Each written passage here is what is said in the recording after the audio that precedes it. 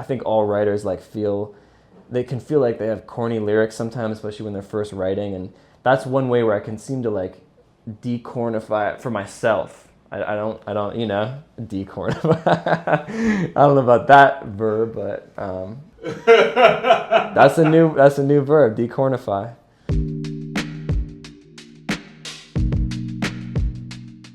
The song inspiration for Dancing on a Wire came from Facebook Marketplace.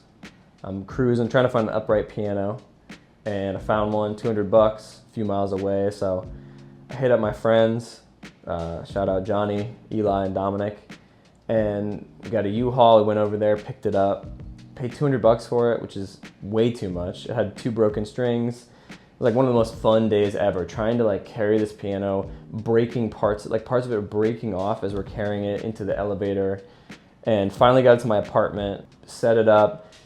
I hired somebody to replace the strings. It was so expensive.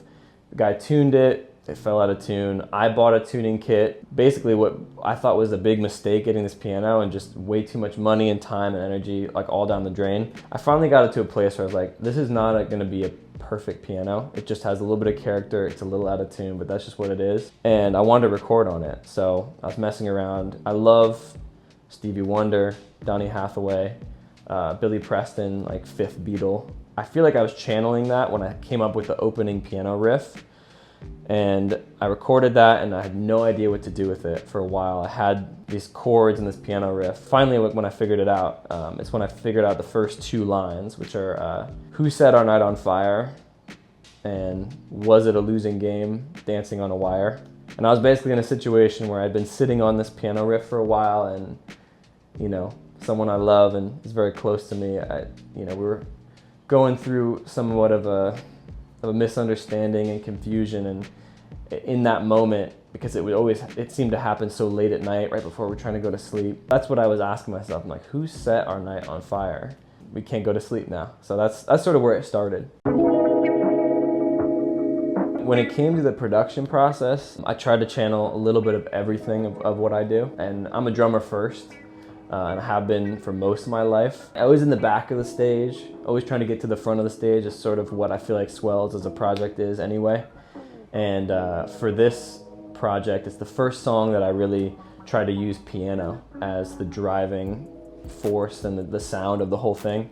Just one mic on my piano, recorded it, and honestly, I'm heavily influenced by a lot of modern indie music like Dijon, McGee. I like the way that their music sounds like it's in a room as opposed to this polished thing. So I tried to channel a little bit of that in there, using a lot of different sounds that like from my balcony, outside, like sounds of like lighters clicking. Like a lot of the percussion in there is like latches that I sampled and looped. I built the song and the production that way. First part of it's all these electronic drums, building up slowly to get to the chorus, and I just wanted to sound like a gospel choir singing out, huge, Then finally in the second verse is when my drumming finally, which everyone knows me as a drummer, but I threw the drumming in there to pick the track up and really bring the energy. All the way through the entire song, there's a big switch up at the end where it goes to this part, and I was hanging with a homie of mine, and he just bought a new Fender Rhodes keyboard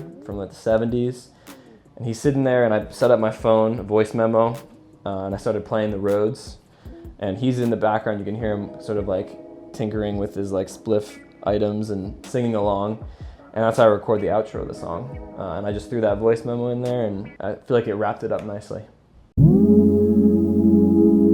The lyric that meant the most to me is the first 2 lines of the song. Who set our night on fire?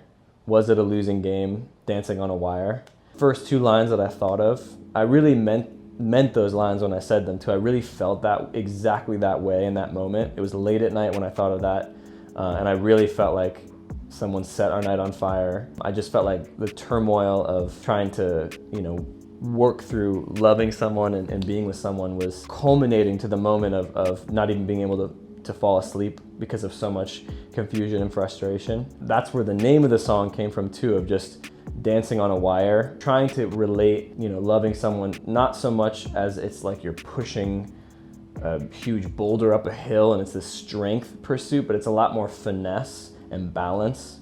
of dancing on a wire, really dancing on a tightrope. Like dancing on a wire rhyme with fire.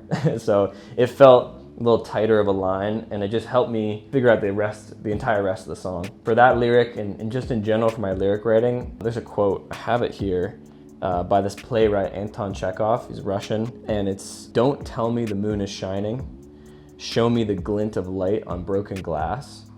And I feel like that has been my philosophy always for, you know, trying to say something without saying it directly, like always putting one layer of metaphor in between what I'm really trying to say. For me, it's the most interesting. I love that. I love reading something and wondering, they're not really meaning what they're saying. What do they really mean to say? I mean, I love lyrics that hit you right in the face and are really clear, and I don't not have that in my song. Like, I think the chorus of this song, "Won't you stay," couldn't be more literal. You know, I'm literally saying, "Won't you stay?